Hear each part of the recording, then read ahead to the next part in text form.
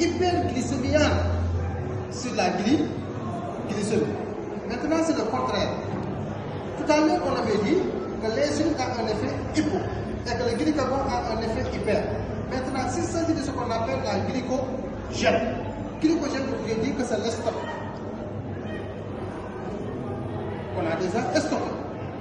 Donc, quand on est à travers la figure de injection du glycagon, il fait quoi? Il permet de diminuer. Diminuer veut dire quoi? Il permet de libérer le glucose qui était stocké au niveau du foie. Donc, il permet ce qu'on appelle la glycolyse, la libération, glycolyse. Alors qu'ici, l'insuline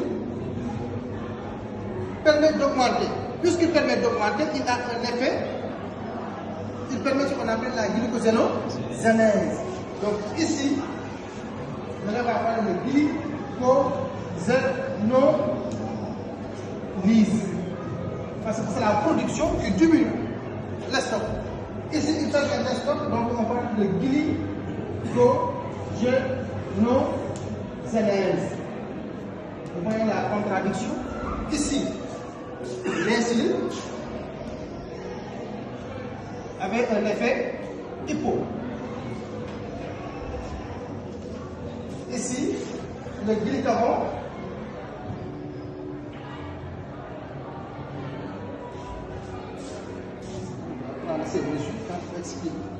le glycagon a un effet hyper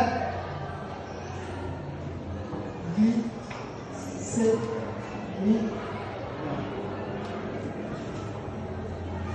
C'est ça qui pose problème. Hyper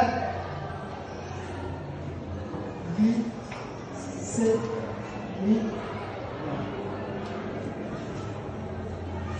C'est ça qui pose problème, les élèves.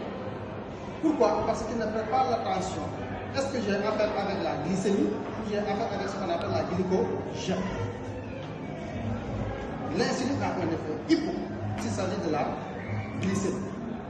Mais hyper s'il s'agit de l'estomac, libération.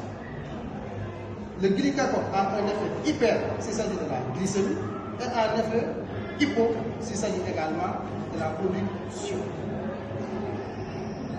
C'est ça qui pose problème. Les élèves de L ne peuvent pas comprendre ça. Alors que c'est très intéressant.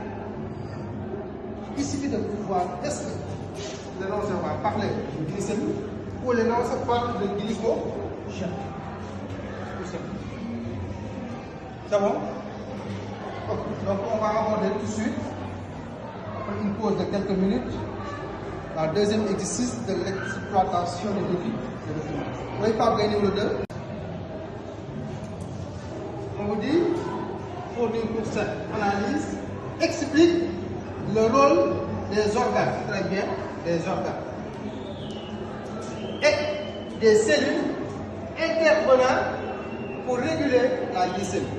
C'est formidable. Donc on sait que lors de la glycémie, principalement il y a deux organes, principalement il y a deux organes qui interviennent. Quels sont les organes?